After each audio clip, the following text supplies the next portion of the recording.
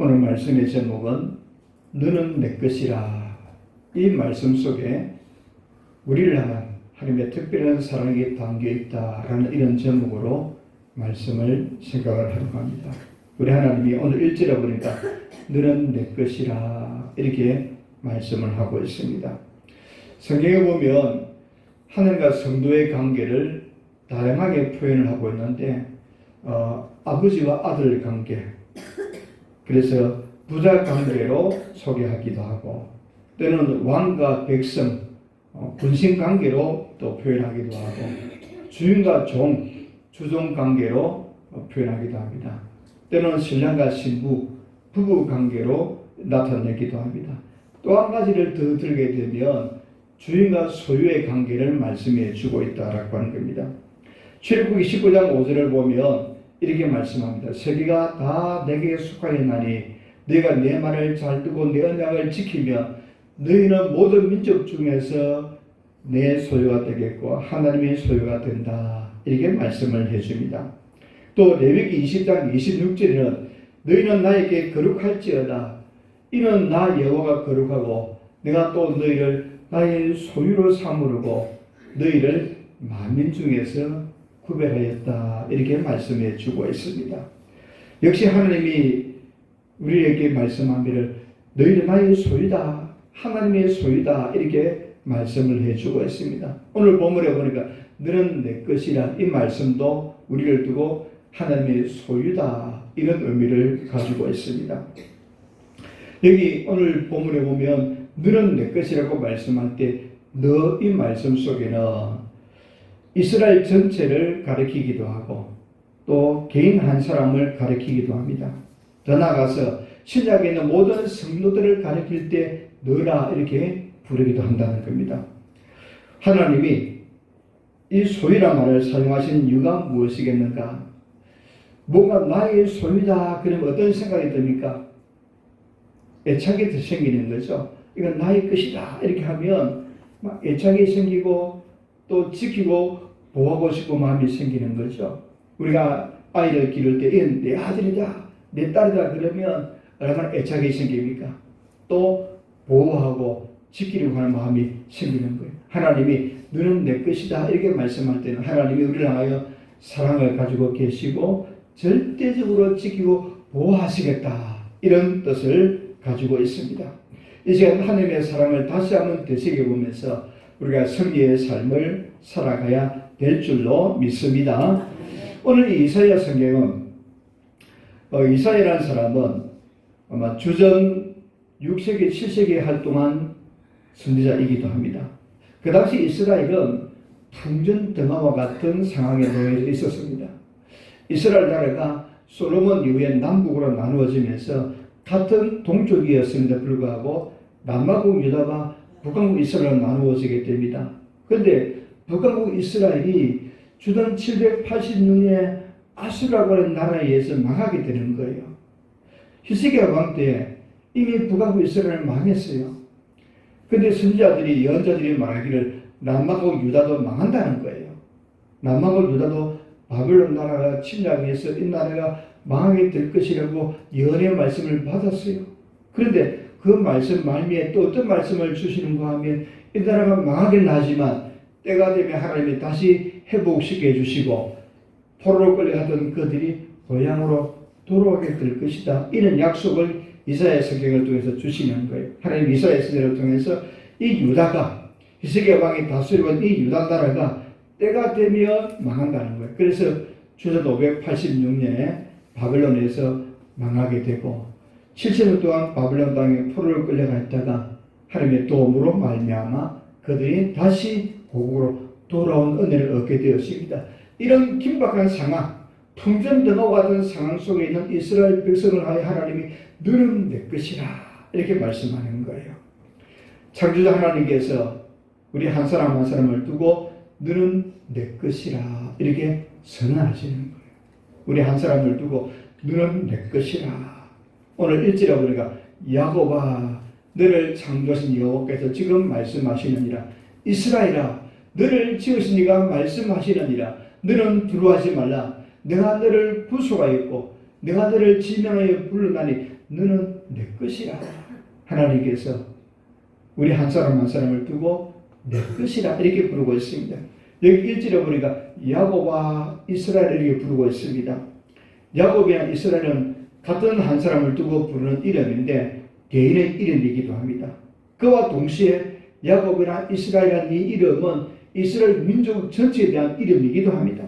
뿐만 아니라 오늘 이 야곱과 이스라엘 이 말씀은 1절에 있는 주시는 말씀은 이스라엘 백성 한 사람 한 사람을 부를 때 야곱과 이스라엘이라 이렇게 부르고 있다는 겁니다. 오늘 이 시대를 말씀하면 우리 성도 한 사람 한 사람을 부르면서 야곱과 이스라엘이라 이렇게 부르고 있는 거예요. 이 야곱과 이스라엘 이 이름 대신 여러분의 이름을 넣으면 틀리지 않을 거예요. 야곱아, 덕용아 이렇게 부르는 거예요.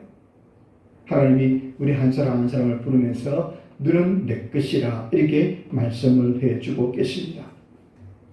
우리 하나님은 천지를 창조하셨는데 아무도 없는 상태에서 천지 만물을 창조하셨습니다. 이 우주 만물 모두가 하나님의 소유라는 거예요. 그 중에서 사람은 하나님의 형상대로 창조함을 입었다라고 말씀해 주고 있습니다. 그런데 안타깝게도 인류의 시조 아담 하와가 범죄하게 되는 거예요. 타락하게 됩니다. 하나님을 배반하고 말씀을 거역하게 되는 거예요.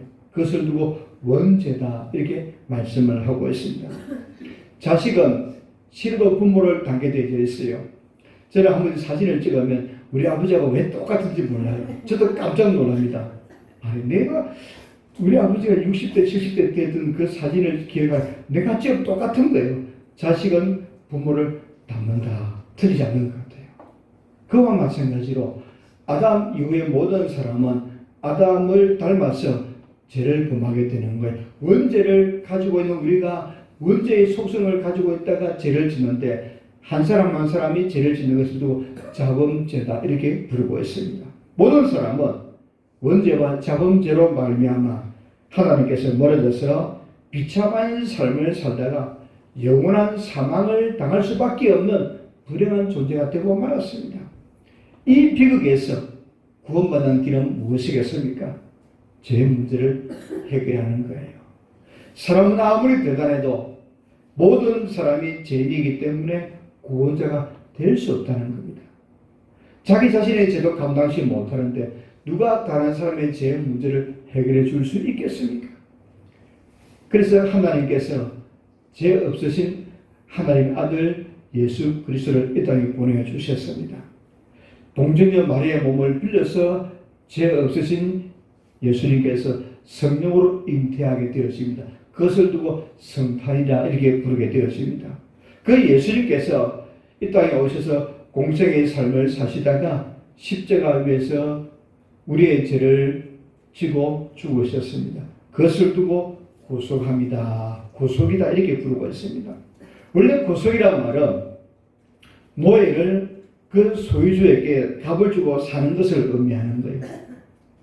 구속했다 이 말씀은 노예를 원주인에게서 사서 자유를 주었다는 거예요. 그와 또 비슷한 말이 뭐가 있는가 하면 속죄라는 말이 있어요. 속죄는 죄값을 치렀다 이런 뜻을 가지고 있어요.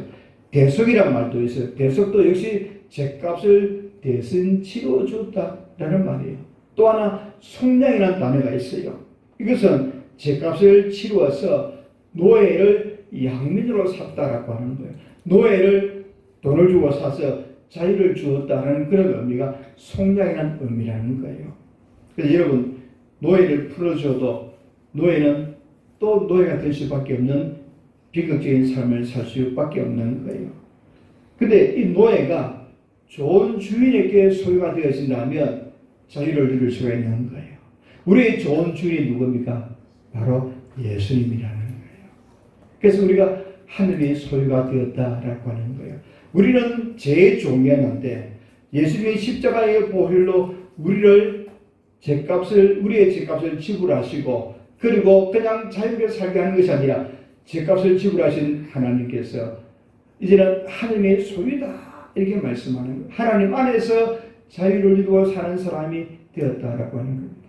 하나님의 안에서 살기 때문에 하나님이 그 소유된 주의 백성들에게 애착을 가지고 있고 또 보호하고 계시고 지켜주시겠다라고 말씀을 해주고 계십니다.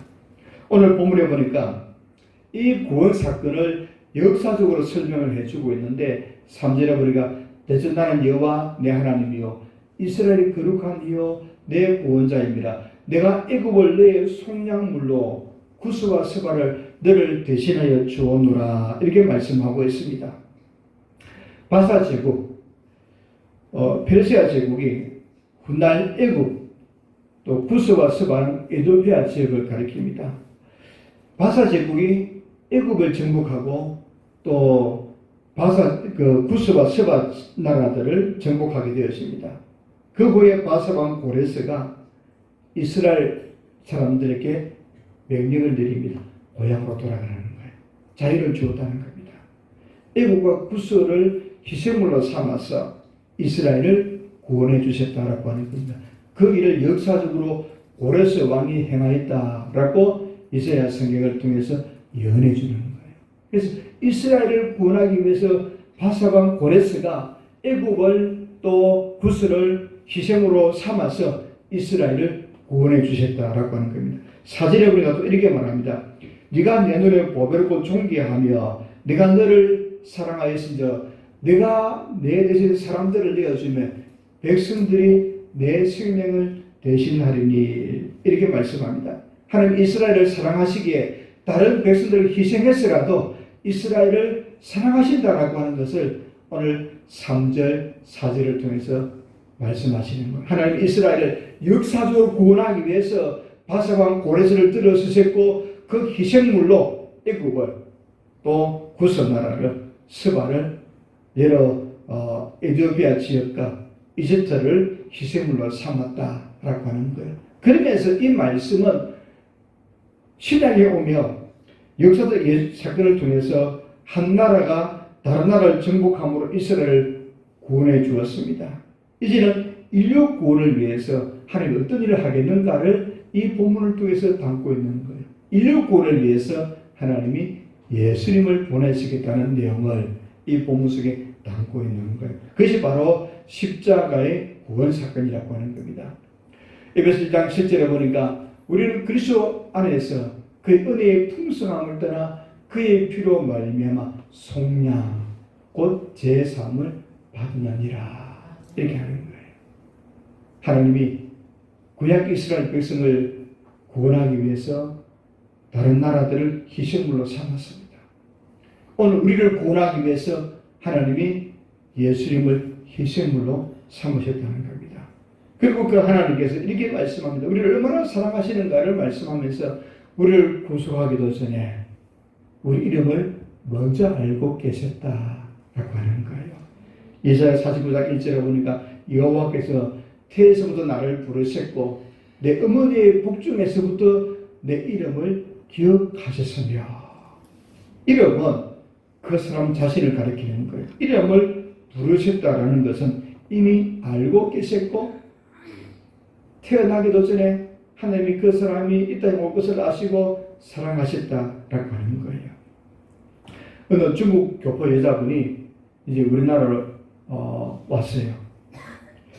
합법적으로 국내에 들어왔는데 서류가 잘못되어서 되돌아가야 될 상황이 생기고 말하는 거예요. 서류가 잘못되니까 합법적으로 들어왔는데 서류 문제로 불법 체류자가 되고 만 거예요. 자신의 이름을 사용할 수도 없고 불법 체류자는 일도 할 수 없는 거예요. 그래서 일을 해도 자신의 이름으로 통장을 개설할 수도 없고 월급을 받을 수도 없다 보니까 할 수 없어서 불법 체류자이기 때문에 다른 사람의 이름으로 통장을 개설하고 다른 사람의 이름으로 카드를 내어서 쓰게 되는 거예요. 생각해보니까 이제는 그 이름도 없는 거예요. 자신이 이 땅에 한국에 살지만 그 사람은 살기는 하는데 이름도 없고 자기 존재가 없는 거예요. 너무 괴롭고 힘든 거예요. 분명히 합법적으로 들어왔는데 서류가 잘못됨으로 불법 체류자가 되어지고 이제는 이 땅에서 쫓겨다니는 시세, 도망다니는 시세, 이름을 감추는 사람이 되고 말았어요. 그래서 수차례 죽기를 시도하기로 했는데 어쩌다가 이웃의 전도를 받아서 예수를 믿게 되어진 거예요. 예수를 믿다 보니까 성경 1년 가운데 하나님이 자기를 사랑하는 딸로 삼아 주었다는 거예요. 오늘 본문에 보니까 이사야 49장 1절처럼 내가 내 이름을 알았다 라고 하는 거예요. 하나님이 자기 이름을 알았다는 것을 생각해보면 너무너무 좋은 거예요. 행복한 거예요. 세상은 자기 이름을 잊었지만 하나님이 알고 하나님이 자기 딸로 인정해 주는구나. 너무 감사한 거예요. 그리고 시간이 지남으로 이제 자기 신분이 회복되어지고 또 새로운 인생을 살게 되어지면서 이름이 너무 소중하구나 이 사실을 알았다라고 하는 거예요. 우리 이름도 소중하다는 거예요. 하나님이 우리 이름을 알고 또 우리를 사랑하시고 우리를 기억하시고 우리에게 애착을 가지고 있다라고 말씀하고 계십니다. 예수님은 자신을 두고 목자로 또 우리를 두고 양으로 이렇게 비유하면서 말씀하시는데 그의 음성을 듣나니 그가 자기 양의 이름을 각각 불러 인도하여 내느니라. 하나님이 우리를 양이라 그러면서 우리 한 사람 한 사람의 이름을 안다 이렇게 말씀합니다. 어느 큰 교회 목사님이 이제 여러 목사님들 모여서 교인들 이름을 몇 명까지 기억합니까? 라고 물었더니 처음에는 한 100명, 200명 정도 기억이 되는데 1000명, 1200명까지도 기억이 나는데 2000명이 넘으니까 누가 누군지 모르겠다는 이름을 기억 못하겠다는 거예요. 사람들이 다른 사람의 이름을 기억하는 한계가 보통 2000명 정도 된다는 거예요. 머리 좋은 사람이 그렇다는 거예요. 여러분 2000명 정도 이름을 기억하는지 모르겠어요. 저도 잘 몰라요. 자, 사람들이 제대로 기억할 수 있는 이름이 2000명이라는 거예요. 우리 예수님은 몇 명을 기억할까요? 우리 예수님은 전능하시기에 우리 이름을 다 기억한다는 거예요.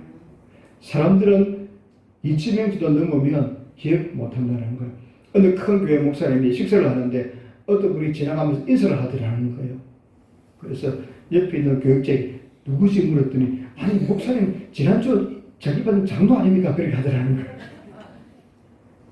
그만큼 큰 교회는 이름을 기억한다는 것이 어려운 거예요. 우리 하나님은 저와 여러분 이름을 기억한다는 거예요. 여러분 하나님이 그 이름을 기억하는 자만이 구원받은 자고 천국에 들어간다는 겁니다. 요한계시록 20장 15절에 누구든지 생명책에 기록되지 못한 자는 불못에 던져지리라. 불못은 지옥을 가리킵니다. 이름이 생명책에 기록한 사람만이 천국에 들어간다는 겁니다. 하나님이 내 이름을 알고 우리 이름을 생명책에 기록해 주셨습니다. 예수님 이렇게 말씀합니다. 누가복음 10장 20절에 너희 이름이 하늘에 기록된 것으로 기뻐하라. 아멘. 우리 이름이 하늘에 기록된 것으로 기뻐하라고 말씀합니다. 우리 이름이 하늘의 생명책에 기록된 것이 얼마나 큰 기쁨이고 축복인가를 말씀해 주고 있습니다. 오늘 이 아침 우리가 예수를 구주로 믿기에 하나님이 우리 이름을 안다 그랬습니다. 하나님이 우리 이름을 생명책에 기록하셨습니다. 또 더 하나님 우리를 기억하시려고 너희에 기록합니까? 손바닥에 기록한다는 거예요. 하나님의 손바닥이 얼마나 큰지 몰라도 우리 이름을 다 기록한다는 거예요. 하나님은 이렇게 저와 이름을 기억하신다는 겁니다. 그만큼 애착을 가진다는 거예요. 그만큼 사랑한다는 겁니다. 하나님의 사랑을 받은 저와 여러분의 것을 기억하고 우리가 우리 이름이 하나님의 생명책에 기록된 것으로 기뻐하고 감사하고 행복해하며 살아가는 저와 여러분 되기를 주님의 이름으로 축복합니다. 두 번째로 성도의 축복은 하나님의 철저한 보호가 있다라고 하는 겁니다. 하나님의 소유된 백성은 하나님의 축복을 주시는데 축복뿐만 아니라 해야 될 사명도 있다라고 하는 거예요. 하나님의 복을 받은 성도들은 하나님을 증거하는 증인의 삶도 살 것을 말씀을 해주고 있습니다. 우리가 예수를 믿으면 하나님 우리를 절대적으로 철저하게 보호해 주시겠다는 겁니다. 보호의 복을 받게 됩니다. 그러고 나서 우리는 정의의 삶을 사는 이런 사명자로 살아야 될 것도 말씀해 주고 있습니다. 성도의 축복이라는 것은 하나님의 철저한 보호라고 하는 겁니다. 절대적인 보호를 받게 되어지는데 오늘 보면 2절에 보니까 이렇게 말합니다. 네가 물 가운데로 지날 때에 내가 너와 함께 할 것이라. 강을 건널 때에 물이 너를 침몰하지 못할 것이며 네가 불 가운데로 지날 때에 타지도 아니할 것이요 불꽃이 너를 사르지도 못하리라. 이렇게 말씀을 해주고 계십니다. 물 가운데 침몰하지 못하고 불 가운데도 타지 않는다는 겁니다. 험한 세상 살아갈 때 하나님이 우리를 철저하게 지키고 보호해 주시겠다고 말씀해 주고 있습니다. 이사야 41장 10절에는 나의 의로운 손으로 너를 붙들리라. 의로운 오른손은 능력의 손, 힘 있는 손을 말씀하는 거예요. 하나님의 능력의 손으로, 힘 있는 손으로 우리를 붙들어 주시겠다고 약속의 말씀을 주셨습니다. 뿐만 아니라 예수님이 이렇게 말씀합니다. 내가 그들의 영생을 주노니 영원히 멸망하지 아니할 것이요 또 그들을 내 손에서 빼앗을 자가 없느니라. 그들을 주신 내 아버지는 만물보다 크시며 아무도 아버지의 손에서 빼앗을 수 없느니라. 우리 하나님이 우리 이름을 생명책에 기록하셨으며 그 누구도 우리를 빼앗아갈 수 없다라고 말씀해 주십니다. 베드로는 지난날 실수를 여러 차례 하게 되었습니다. 자신의 실수를 거울 삼아서 예수님을 세 번이나 부인했던 베드로가 이렇게 말씀합니다. 베드로전서 5장 8절 9절에 보니까 근신하라 깨어라 너의 대적 마귀가 우는 사자같이 두루다니며 삼키기를 참하니 너희는 믿음을 굳건하게 하여 그를 대적하라 이렇게 말씀해 주고 있습니다. 마귀는 우리를 삼키려고 막 호신탄탄 노리고 있습니다. 그런데 베드로가 말하기를 겁먹을 필요가 없다라고 하는 거예요. 왜냐하면 마귀는 쇠장사에 갇히는 사자와 같다라고 하는 거예요. 여러분 동물원에 가면 호랑이 되고 사자도 있죠. 쇠장사에 갇혀있는 호랑이 사자는 안 무섭죠. 아무리 지켜봐도 아무리 어른거려도 딱 일정한 거리를 두면 하지 못하는 거예요. 마귀가 그렇다는 거예요. 마귀는 쇠장사에 갇혀있는 사자와 같아서 어른되는데 겁먹을 필요 없다는 거예요. 그래서 대적하라! 그럼 이긴다는 거예요. 사랑하는 여러분, 베드로가 자신의 삶의 고백을 통해서 마귀를 대적하면 승리하게 된다라고 말씀해 주고 있습니다.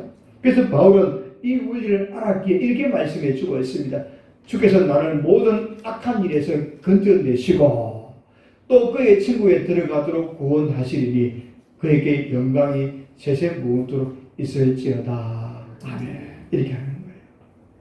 바울은 주께서 우리를 악한 일에서 건져내시고 천국에 들어가도록 구원해 주실 것을 믿었다는 겁니다. 이렇게 하나님은 너는 내 것이라 이렇게 말씀하면서 이 세상 고난에 닥쳐도 승리하도록 인도하여 주시겠다는 겁니다.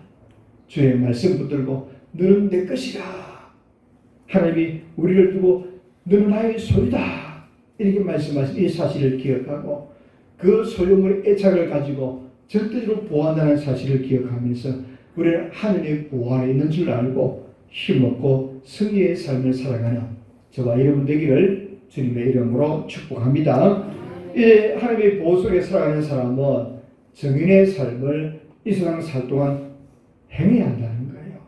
오늘 7절에 보니까 내 이름으로 불러지는 모든 자, 곧 내가 내 영광을 위해 창조한 자를 보게 하라. 그를 내가 지었고 그를 내가 만들었느니라. 여기 보니까 내 영광을 위해 창조한 자 이렇게 말씀합니다. 하나님 우리를 창조하신 목적, 우리를 구원하신 목적이 무엇인가를 말씀하면서 하나님의 영광을 위해서 우리를 창조하셨다라고 말씀하고 있습니다. 그러므로 우리의 삶을 통해서 하나님의 살아계심을, 하나님의 위대하심을 드러내는 삶을 살아가십시오 라고 말씀해 주고 있습니다. 바울은 이렇게 증거합니다. 고린도전서 6장 19절 20절에 보니까 너희 몸은 너희가 하나님께로부터 받은 바 너희 가운데 계신 성령의 진리를 알지 못하느냐. 너희 자신의 것이 아니라 값으로 산 것이 되었으니 값으로 산 것이 되었으니 무엇으로? 예수님이 십자가의 보혈로 산 것이 되었으니 너희 몸으로 하나님께 영광을 돌리라 이렇게 말씀해 주셨습니다. 여러분 우리가 성령의 전이고 예수님의 십자가의 보혈로 하나님 우리의 죄값을 다 지불해 주셨습니다. 그리고는 하나님의 영광을 위해서 살아가기를 간절히 바라고 있습니다.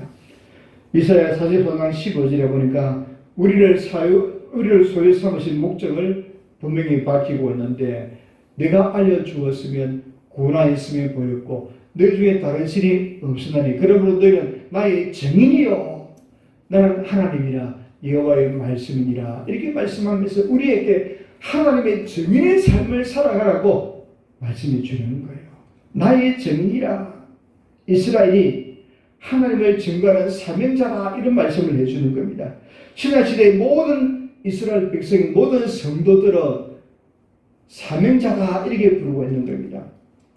베드로전서 2장 9절에 말씀하기를 너희는 택하신 족속이요 왕같은 제사장들이요 거룩한 나라요 그의 소유가 된 백성이니 이는 너희를 어두운 데서 불러내어 그의 귀한 빛에 들어가게 하신 이의 아름다운 덕을 선포하게 하려 하심이라. 아름다운 덕을 선포하는 것, 우리를 두고 제사장이다 이렇게 말씀합니다.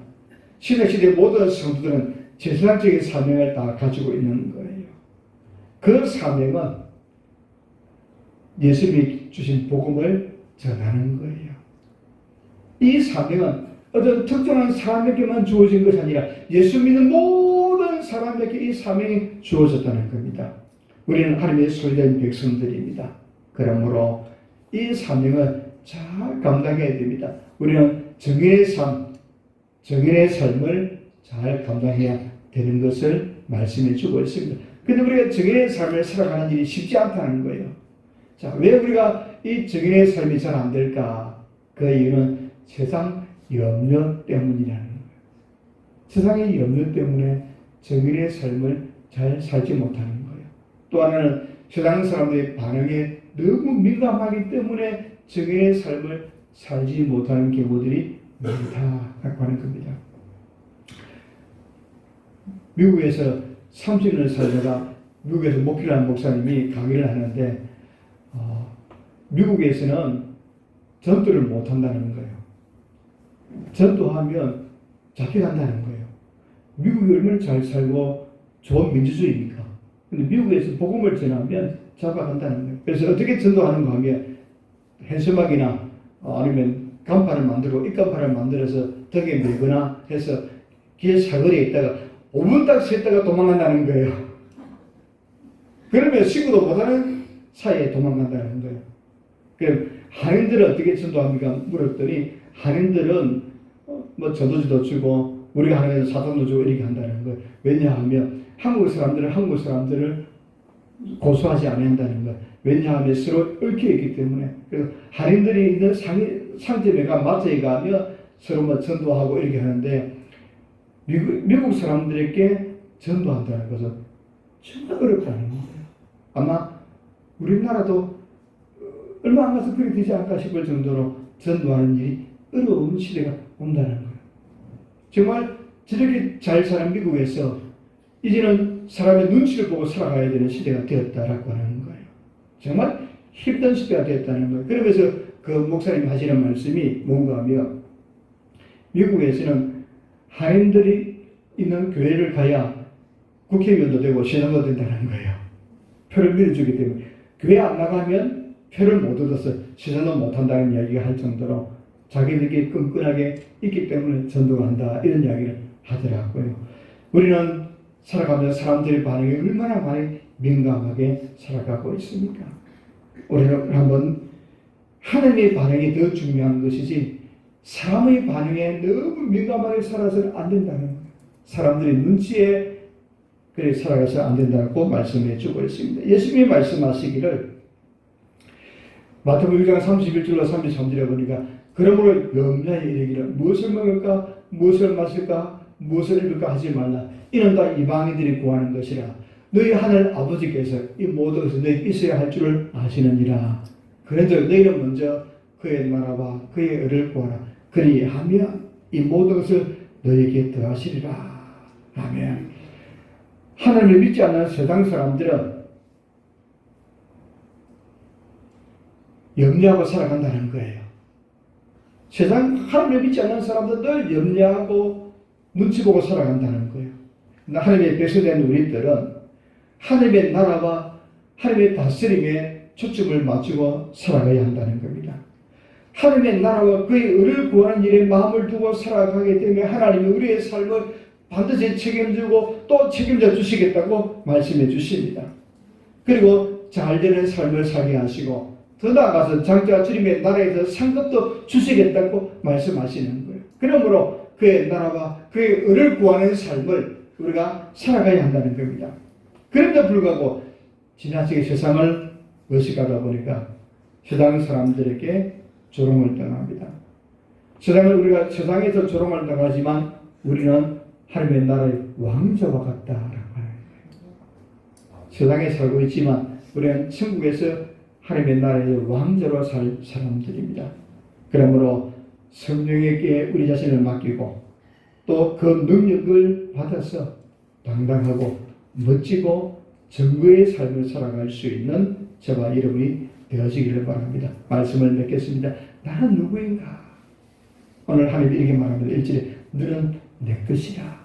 우리를 두고 하늘의 소유다 라고 말씀해 주고 있습니다.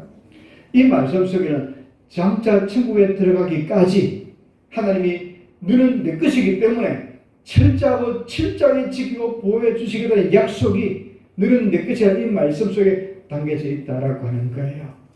사랑하는 여러분, 내 직업이 무엇인지 내가 무엇을 하든지 나의 삶을 통해서 하나님의 영광을 드러내고 십자가 복음을 전하는 이의 힘쓰는 삶을 살아가야 되는 줄 압니다. 너는 내 것이라.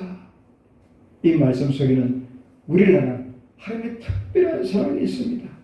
너는 내 것이란 이 말씀을 붙들고 날마다 주 안에서 승리하고 기뻐하고 감사하고 행복해하는 삶을 살아가는 우리 모두가 되기를 주님의 이름으로 축복합니다.